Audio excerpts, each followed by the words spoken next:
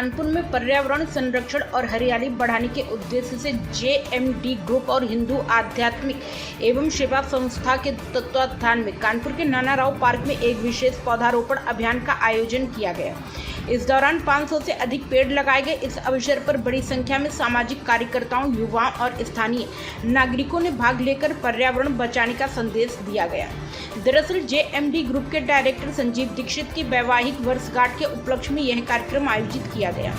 संगठन के महानगर संयोजक शिवेंदु ने बताया कि हर एक व्यक्ति विशेष को आगे आकर समय समय पर वृक्षारोपण का कार्यक्रम करते रहना चाहिए, क्योंकि वृक्ष लगाने से मानव का जीवन और भी आसान हो जाता है। भीषण गर्मी में भी राहत के लिए पेड़ की छांव ढूंढनी ही पड़ती है।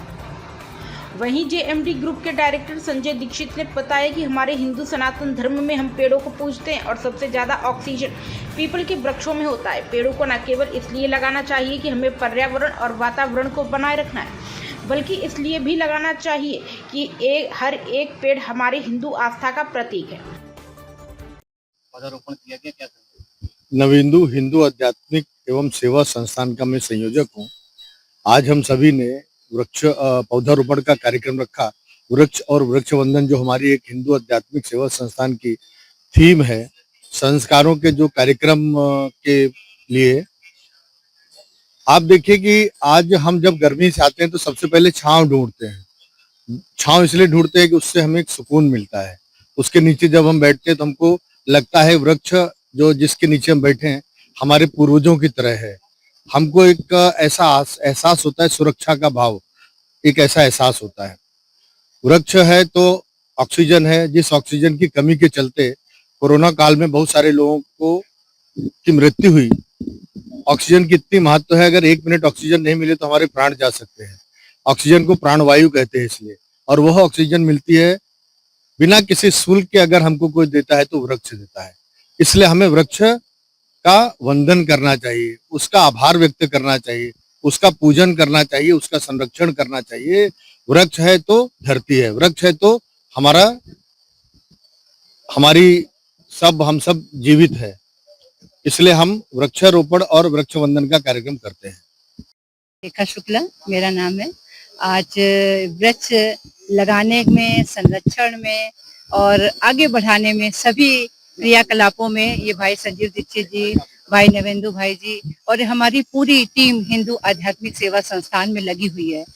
हम सभी लोग मिलके हर जगह जाते हैं, वृक्ष लगाते हैं, वृक्ष वंदन करते हैं और ये समाज को मैसेज देते हैं कि वृक्ष से ही हमारा जीवन है। वृक्ष में ही हमारे पूर्वजों ने बताया है कि ब्रह्म का वास बताया है। जहाँ पर जैसे अभी भाई ने बताया कि सावित्री जी अपने प्राण ले आई थी अपने पति के, उसी तरह से सारे वृक्षों में ईश्वर का वास होता है। उनका पूजन करना चाहिए, उनका संरक्षण करना चाहिए और ज्यादा से ज्यादा पेड़ लगाएं, ज्यादा से ज्यादा उनका संरक्षण करें। यही आज का मैसेज है। पौधारोपण किया गया है। देखिए, इसको हम लोग पौधारोपण न कह के हम लोग सभी तरफ से एक आवाज आती है कि वृक्ष लगाओ, जीवन बचाओ। हिंदू आध्यात्मिक सेवा संस्थान ने उसके आगे का कदम बढ़ाया है कि वृक्ष का पूजन। वृक्ष लग गए, वृक्ष जब लग गए, जैसे बच्चा पैदा होता है तो उसका पालन पोषण होता है। पालन पोषण में बहुत केयर करनी पड़ती है। फिर वो जब बच्चा युवा होता है, नौजवान होता है, तो फिर वो देश के, समाज के, परिवार के काम आता है।